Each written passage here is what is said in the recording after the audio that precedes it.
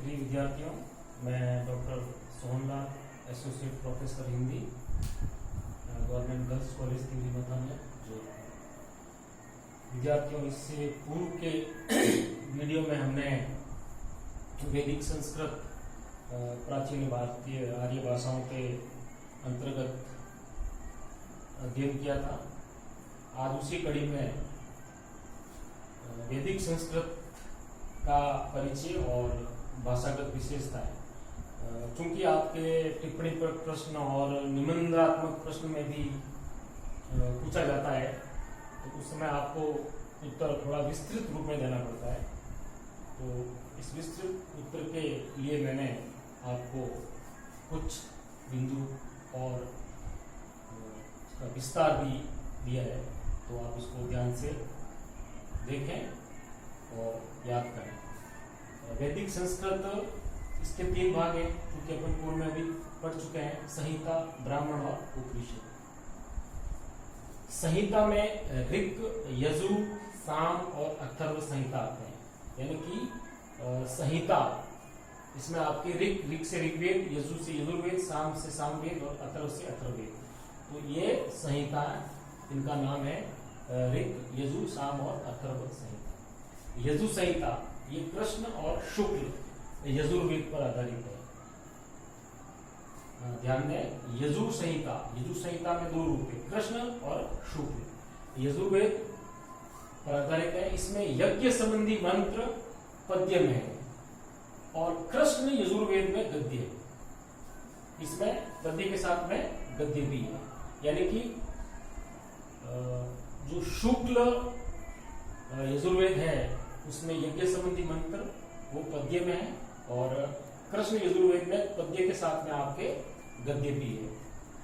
फिर है साम संहिता। साम संहिता जो वेदों में अपन पढ़ते हैं सामवेद, तो सामवेद इनका रूप है। साम संहिता में यज्ञों के अवसर पर गाए जाने वाले पदों का संकलन है। तो संगीत का जो मूल रूप है वो अपने प्राचीन साहित्य में सामवेद में मिलता है। तो साम संहिता में यज्ञों के अवसर पर गाए जाने वाले पदों का संकलन है। तो साम संहिता में अपन लिखेंगे यज्ञों के अवसर पर गाए जाने वाले पद, वो सब आपको साम संहिता में मिलेंगे।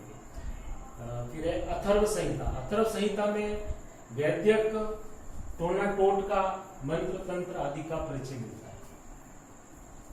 फिर है आपकी ऋक संहिता। ये सबसे प्राचीन और प्रमुख संहिता है। ये भारत की सबसे प्राचीनतम पुस्तक है और ऋक उन मंत्रों को दिया गया नाम है जो देवताओं की प्रशंसा के लिए प्रयोग किए गए। और हमारा सबसे प्राचीन जो वेद है वो ऋग्वेद है। तो ऋग्वेद है वो ऋक संहिताओं से बना है। तो ऋक में क्या है? उन मंत्रों का नाम, यानी ऋग्वेद में वो मंत्र है जो देवताओं की प्रशंसा के लिए प्रयुक्त किए गए थे। और इसमें लगभग 10,552 मंत्र हैं। दूसरा वैदिक साहित्य का जो रूप है वो है ब्राह्मण संहिता। ब्राह्मण, इसमें आर्यों में प्रचलित कर्म कांडों का वर्णन है। यानी कि ब्राह्मण साहित्य है वो आर्यों के कर्म कांडों का वर्णन है। इसमें ऋग्वेद का ऐत्रेय ब्राह्मण अलग अलग वेद के अनुसार है वो ऐत्रेय ब्राह्मण है, उसमें वो ऋग्वेद का रूप है। यानी ऋग्वेद में जो ब्राह्मण संहिता मिलेगी वो है ऐत्रेय ब्राह्मण। सामवेद का है वो तांडव ब्राह्मण संहिता है। शुक्ल यजुर्वेद का है वो शतपथ ब्राह्मण संहिता है और कृष्ण यजुर्वेद का है वो तैत्तिरीय ब्राह्मण संहिता। आदि प्रत्येक वेद के ब्राह्मण ग्रंथ है। यानी कि 4 वेद हैं, चारों ही वेद के ब्राह्मण ग्रंथ हैं। ब्राह्मण ग्रंथ जिसमें मुख्य रूप से है वो कर्म कांडों का वर्णन है।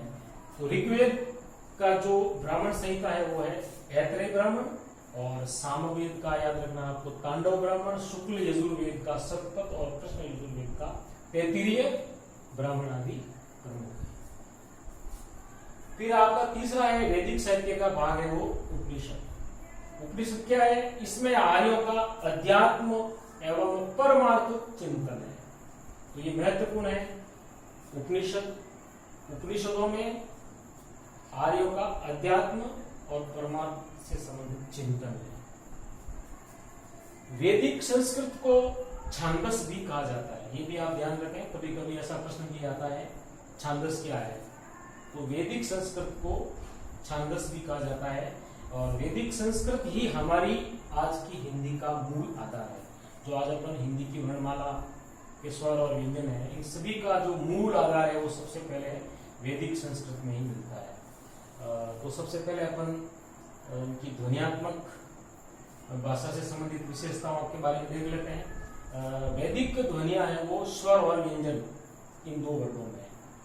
हिंदी में आज भी अपनी वर्णमाला में जो ध्वनियां है वो स्वर और व्यंजन के रूप में है। स्वर में उस समय जो स्वर थे वैदिक ध्वनियों में होते हैं अ, आ, ई, उ, री। ये जो री ह्रस्व स्वर है और ये री दीर्घ स्वर है। ये संस्कृत में ही प्रचलित होता है, हिंदी में इसका दीर्घ रूप प्रचलित नहीं होता है। हिंदी के में इस तरीके से बना हुआ कोई भी शब्द नहीं है। री इसका प्रयोग भी संस्कृत ध्वनियों में होता है, हिंदी में नहीं। ए,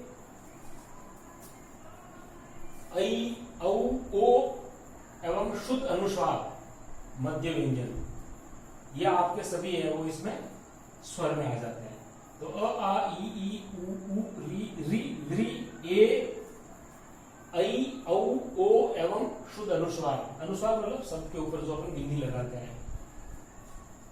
फिर है स्पर्श व्यंजन। स्पर्श व्यंजन वो अल्प प्राण में, अल्प प्राण में जो व्यंजन है वो प और ब, यानी प वर्ग की ध्वनियां है प ब, त वर्ग में आपकी ध्वनियां है त ग, ट और ड, ये क वर्ग में आ जाएगा, और च वर्ग में च ज, और क वर्ग में क ग, यानी कि पहला और तीसरा व्यंजन ये आपके स्पर्श अल्प प्राण व्यंजन की ध्वनियां हैं। स्पर्श महाप्राण ध्वनियों में देखेंगे फ और भ, यानी प वर्ग में फ और भ, और त वर्ग में थ और द, त, थ, द, ध, यानी कि दूसरा और चौथा व्यंजन ये सभी महाप्राण स्पर्श ध्वनियों में आ जाते हैं। तो प, फ, थ और ध, ट और ढ, छ और ज, और क वर्ग में आपका ख और घ ये आ जाते हैं। अनुनासिक जो पंचम अक्षर है उन सभी को अपन अनुनासिक ध्वनियां कहते हैं।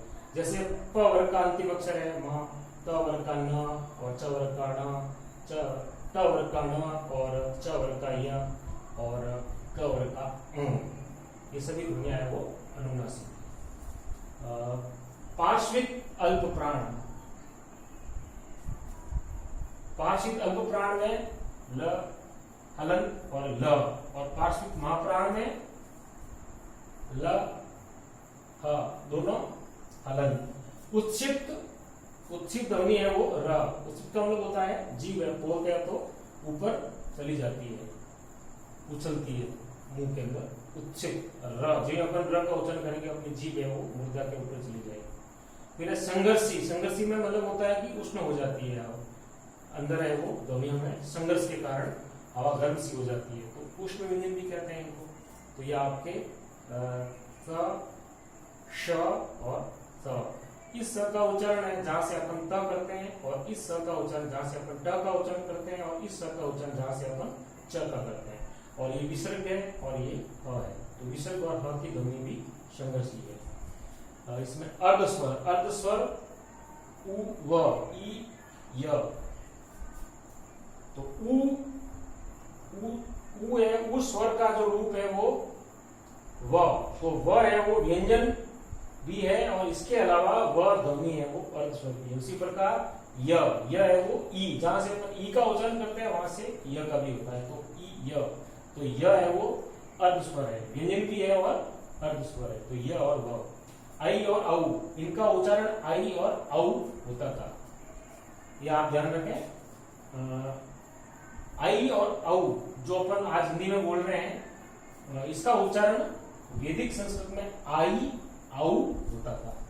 और शब्द है वो, शब्द के रूप में देखें तो शब्द संस्कृत, वैदिक संस्कृत में आपके स्वरांत एवं व्यंजनांत, यानी कि अंतिम जो ध्वनि स्वर के रूप में भी आ सकती थी और व्यंजन।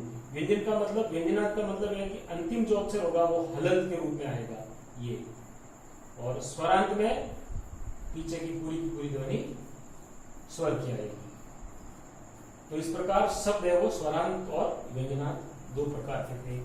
इन शब्दों के तीन पुरुष, संस्कृत में तीन पुरुष होते हैं और वचन भी तीन होते हैं।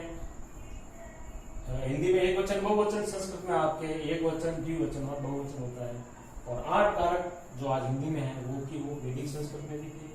और ये जो है वो विभिन्न प्रत्ययों की सहायता से निर्मित होते थे। प्रत्यय, उपसर्ग और प्रत्यय, इसको अपन आगे भी पढ़ेंगे।